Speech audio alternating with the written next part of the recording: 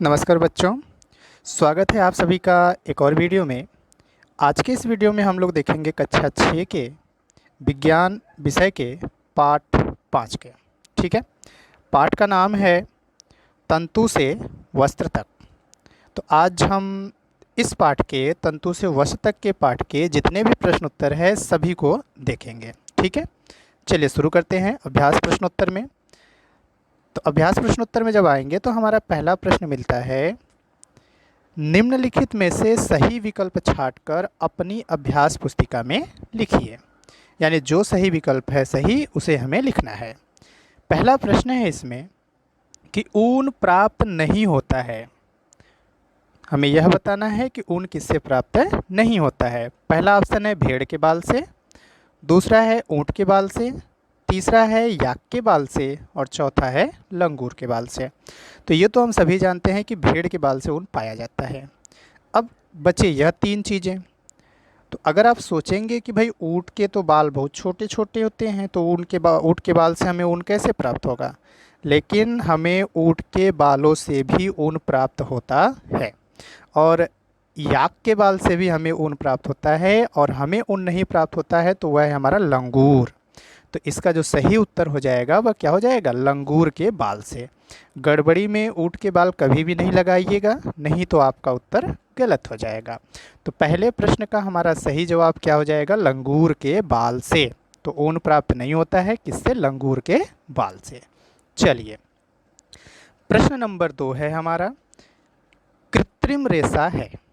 रेशे दो प्रकार के, प्राकृतिक और कृत्रिम। तो कृत्रिम रेशा है यानी मनुष्य के द्वारा बनाया गया रेशा कौन सा है? रुई, नहीं भाई यह प्राकृतिक रेशा है। जूट, यह भी प्राकृतिक रेशा है। फ्लैक्स, यह भी प्राकृतिक रेशा है। लेकिन यह जो नायलॉन होता है यह हमारा एक कृत्रिम रेशा होता है। तो इसका सही उत्तर क्या हो जाएगा? नायलॉन। ठीक है, चलिए अगले प्रश्न पे आते हैं। अगला प्रश्न है हमारा, कपास द्वारा निर्मित सामग्री है। यानी कपास के द्वारा क्या बनता है? ठीक है, तो चलिए देखते हैं। पहला ऑप्शन है डलिया, दूसरा है कागज, तीसरा है रस्सी, चौथा है बोरा। तो देखिए, जो रस्सी और बोरा यह दोनों चीज़ें तो कपास के द्वारा निर्मित होती नहीं है। जो कागज है यही हमारा सही उत्तर है। ठीक है, तो जो कपास द्वारा निर्मित सामग्री है वह क्या हो जाएगा? कागज। ठीक है, रही बात रस्सी और बोरा की, तो ये दोनों आपके बनते हैं जो जूट था, ठीक है, जूट या पटसन के द्वारा।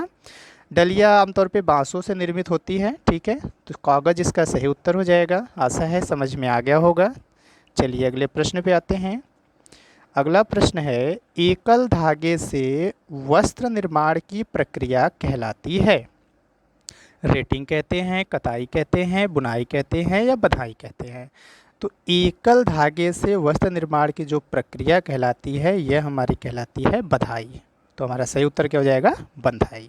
ठीक है, आगे बढ़ें। चलिए, प्रश्न नंबर 2 है हमारा कि निम्नलिखित कथनों में सही के सामने आपको सही तथा गलत के सामने आपको गलत का चिन्ह लगाना है।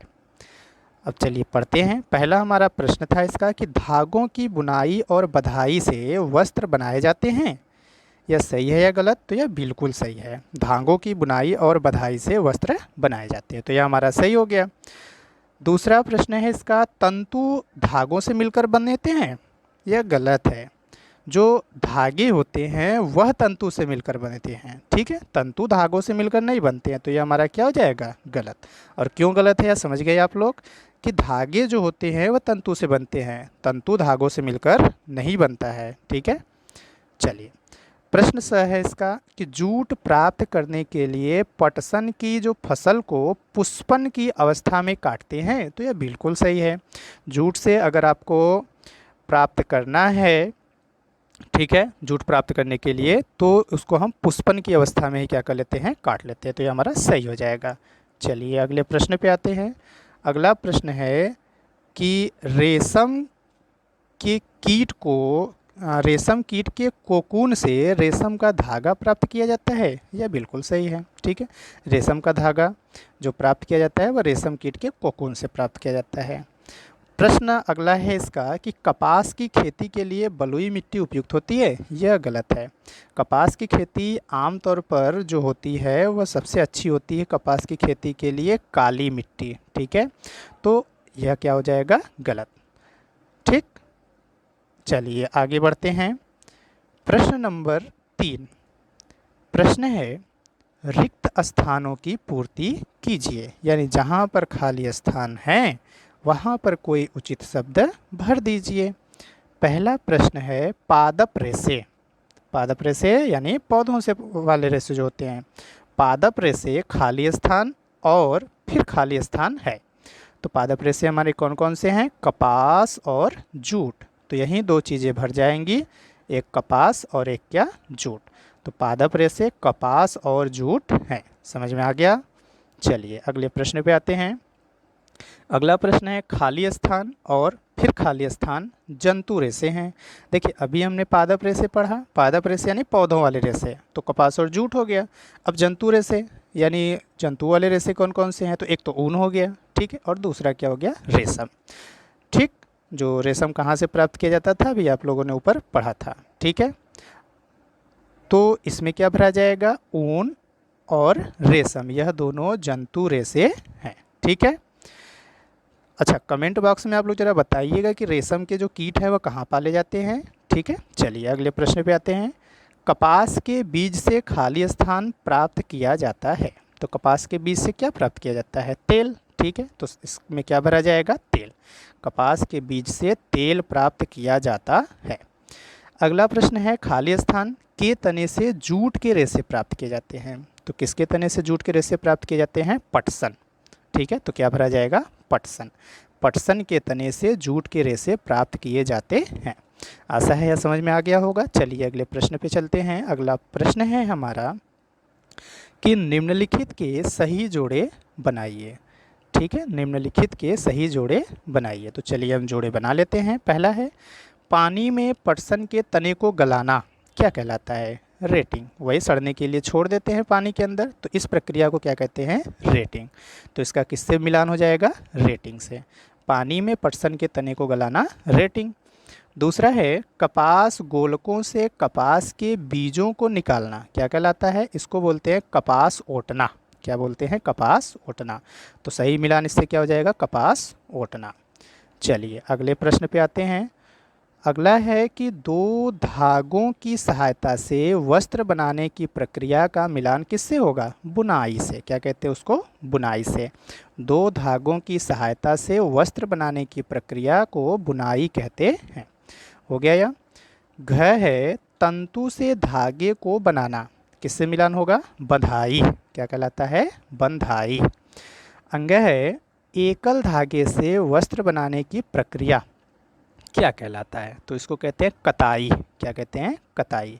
तो आशा है मिलान आप लोगों को समझ में आ गया होगा। ठीक है, चलिए अब अगले प्रश्न पे आते हैं। प्रश्न नंबर 5 है हमारा कि निम्नलिखित रेशों को पादप रेशे यानी वही पौधे वाले रेशे, जंतु रेशे तथा संश्लेषित रेशों में बांटिए। चलिए बांट देते हैं। तो सबसे पहले पादप रेशा के अंतर्गत कौन कौन सी चीज़ें आती हैं, तो पादप रेशों के अंतर्गत हमारी 3 चीज़ें हैं, जूट, फ्लैक्स और रुई। जूट भी हमें पौधों से प्राप्त होता है, फ्लैक्स भी पौधों से प्राप्त होता है और रुई भी पौधों से ही प्राप्त होता है और पौधों को ही पादप कहते हैं। इसलिए यह तीनों हमारे किस रेशे के अंतर्गत चले आएंगे, पादप रेशों के अंतर्गत। ठीक है, अगला है जंतु रेशा। अच्छा, जंतु रेशा को हम जांतव रेशे भी कहते हैं, ध्यान दीजिएगा। तो जंतु रेशा किससे किससे प्राप्त होता है, एक ऊन और एक रेशम। ऊन हमें किससे प्राप्त होता है, भेड़ वगैरह थे ऊपर हमने पढ़ा था, और रेशम आपको कमेंट बॉक्स में बताना था इसके जो कीट होते हैं कहाँ पाले जाते हैं। ठीक है, और संश्लेषित रेशा के अंतर्गत क्या आता है, एक है नायलॉन और दूसरा है पॉलिएस्टर। तो तीनों हमारा अलग अलग हो गया। पादप रेशा क्या होता है, यह दोनों। जंतु रेशे क्या होते हैं, यह दोनों। ठीक है, सॉरी, पादप रेशों में 3 ठो थे, जंतु रेशों में 2 थे और संश्लेषित रेशों में 2 ठो। ठीक, चलिए अगले प्रश्न पे आते हैं। प्रश्न नंबर 6 है रुई तथा जूट पादप के किन भागों से प्राप्त होते हैं। तो चलिए इसका उत्तर देख लेते हैं। रुई जो कपास के पौधे से प्राप्त होता है, तो रुई एक पादप रेशा है जिसे कपास पौधे के बीज बीज को ही बिनौला बोलते हैं, ठीक है, से प्राप्त किया जाता है। जबकि जूट एक पादप रेशा है जिसे पटसन पौधे, जिसको हम सनई बोलते हैं, पटसन को क्या बोलते हैं, सनई, सॉरी,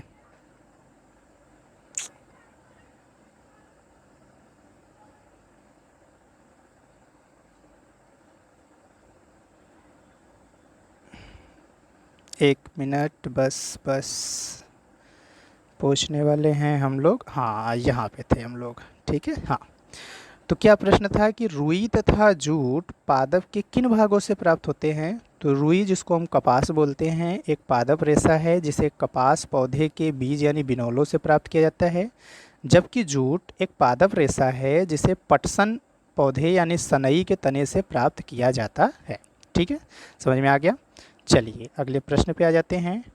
अगला प्रश्न है, पटसन के तने से जूट के रेशे को किस प्रकार पृथक किया जाता है।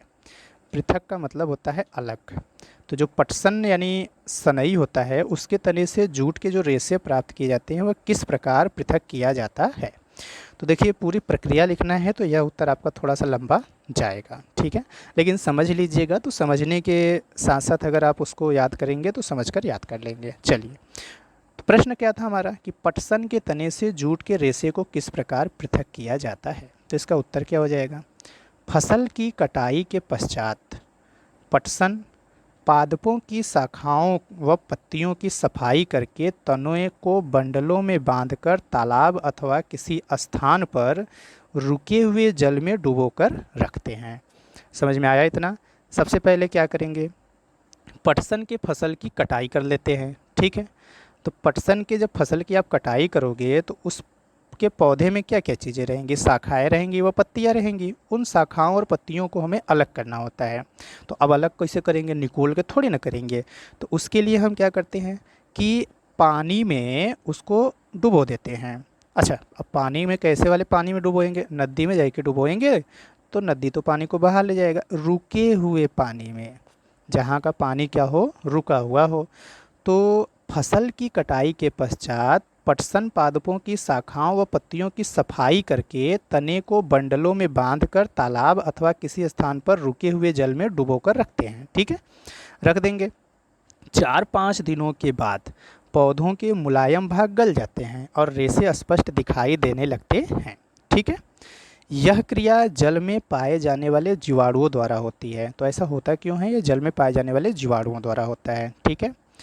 अब आगे क्या करेंगे, चलिए देख लेते हैं।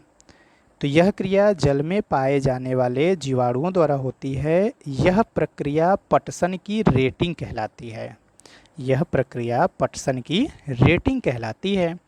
गले हुए पटसन के तने को हाथों से झटका देकर पीटा जाता है। तत्पश्चात जूट के तंतुओं को खींचकर निकाला जाता है, ठीक है। तो यह इस प्रश्न का उत्तर था। अच्छा, हमारे गांव वाले जितने भी बच्चे बालक हैं वह तो इसके बारे में बहुत अच्छे तरीके से जानते होंगे कि ये कैसे किया जाता है। करना क्या होता है कि सनई का जो पौधा होता है उसको पहले हम लोग काट लेते हैं। काटने के बाद ऊपर से जो उसकी पत्तियां रहती हैं, ठीक है, और ऊपर वाला जो एकदम कोमल वाला तना रहता है उसको काट देते हैं। इसके बाद उसका बोझा बनाई लेते हैं, ठीक है। बोझा बनाई के जहाँ पर पानी रहता है उसमें ले जा कर के 5-6 बोझों को एक साथ बांध देते हैं और बांधने के बाद ऊपर से मिट्टी, गीला मिट्टी रख देते हैं ताकि वह पानी के नीचे भी रहे, यानी पानी पर उतराया ना रहे, पानी में डूबा रहे और दूर भी ना जाए, ठीक है। अब उसके बाद वो क्या होता है कि कुछ दिनों बाद वह सड़ जाता है। तो उसमें की जो नरम नरम पत्तियां थी वह भी सड़ जाती हैं। और उसके बाद होता क्या है कि जो उसी में पानी रहता है उसी में हम उसको पीटते हैं। जब बार बार पीटते हैं तो उसके जो सन रहता है, क्या रहता है, सन, ठीक है, उस अलग हो जाता है। और फिर वह आता है हमारे घरों के पास। उसको हम अच्छे से पहले खड़े कर देते हैं, धूप में सूख जाता है और उसके बाद फिर हम एक एक सनई उसमें से खींच कर निकाल लेते हैं और हमें क्या मिल जाता है, सन, ठीक है। तो यह आप लोग जो हमारे गांव वाले बच्चे हैं वो ज़रूर जानते होंगे इसके बारे में। ठीक है, चलिए अब आगे आते हैं। अगला प्रश्न है, रेशों से धागा बनाते समय, अच्छा एक चीज़ हम बताना भूल गए, ऊपर जो अभी हो रहा था तालाब में कभी कभी जब झटका देते हैं ना उसको, सनई को, तो कभी कभी नीचे से जोक भी पकड़ लेता है, लेकिन उसका अलग ही मज़ा होता है। चलिए प्रश्न पे आते हैं। अगला प्रश्न है हमारा, रेशों से धागा बनाते समय इसकी कताई करना क्यों आवश्यक होता है? तो कताई से रेशों की मजबूती बढ़ती है। ठीक है, वो जो, अच्छा आप लोग जो हमारे गांव के बच्चे हैं वह कताई किस से की जाती है जानते होंगे? एक ढेरा बनता था, ढेरा से कताई किया जाता था। तो कताई से रेशों की मजबूती बढ़ती है और उसे रील पर लपेटना संभव हो पाता है। इसी कारण रेशों से धागा बनाते समय इसकी कताई करना आवश्यक है। ठीक है, चलिए अगले प्रश्न पे आते हैं। प्रश्न नंबर 9 है, कपास से सूती वस्त्र बनाने में प्रयुक्त प्रक्रमों को क्रम में लिखिए। कि कपास है तो उससे सूती वस्त्र तक किन किन प्रक्रियाओं के बाद बनाया जाता है सूती वस्त्र? तो देखिए, सबसे पहले आता है तंतु या रेशा। ठीक है, तंतु या रेशा के बाद आता है, बनता है धागा। धागे से बनते हैं कपड़े और कपड़े से बनता है वस्त्र। ठीक है, तो यही एक क्रम हो गया।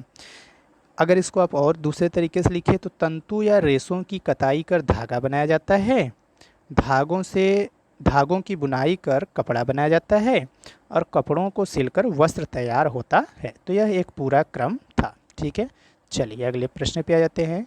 प्रश्न नंबर 10 है हमारा, कपास तथा जूट के रेशों के दो दो उपयोग लिखिए।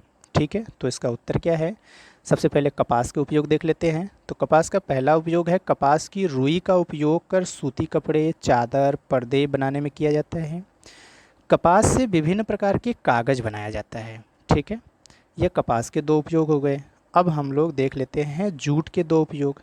ठीक है, चलिए, तो जूट के उपयोग क्या हैं? पहला, जूट का उपयोग रस्सी, डलिया, बोरा, टाटपट्टी, दरी आदि बनाने में किया जाता है। यह पहला उपयोग हो गया। दूसरा जूट का उपयोग क्या है? आजकल जूट से बनी सजावट की अनेक सामग्री भी मिलती है। ठीक है, तो यह जूट का दूसरा उपयोग हो गया। तो यह थे अभी तक के प्रश्न उत्तर। ठीक है, आशा है आप लोगों को समझ में आया होगा। अगर फिर भी किसी प्रश्न में कोई दिक्कत है तो कमेंट बॉक्स में ज़रूर बताएगा। और भी कौन सा सब्जेक्ट में कौन से चैप्टर्स आपको नहीं समझ में आ रहे हैं, किसी भी क्लास की हो, ठीक है, आप पढ़ना चाहते हैं तो ज़रूर कमेंट कीजिएगा, हम उसकी वीडियो आपको ज़रूर प्रोवाइड कराएंगे। मैथ की वीडियो यानी गणित विषय की वीडियो भी पड़ी है, उसको भी देखिएगा। और हमेशा ऐसे ही वीडियो पाने के लिए चैनल को सब्सक्राइब ज़रूर कीजिएगा। आपके जो विभिन्न बच्चे हैं उनको भी इस वीडियो को शेयर कीजिएगा ताकि वो पढ़ सकें। ठीक है, लॉकडाउन में कम से कम धीरे धीरे ही सही पर पढ़ाई जारी रखिए, क्योंकि ऐसा ना हो जब स्कूल खुले तो आप भूल जाएं हम पढ़े कैसे थे। ठीक है, आशा करते हैं आपका दिन अच्छा रहेगा। घर में रहें, पढ़ते रहें, स्वस्थ रहें, मस्त रहें। ठीक है, धन्यवाद बच्चों।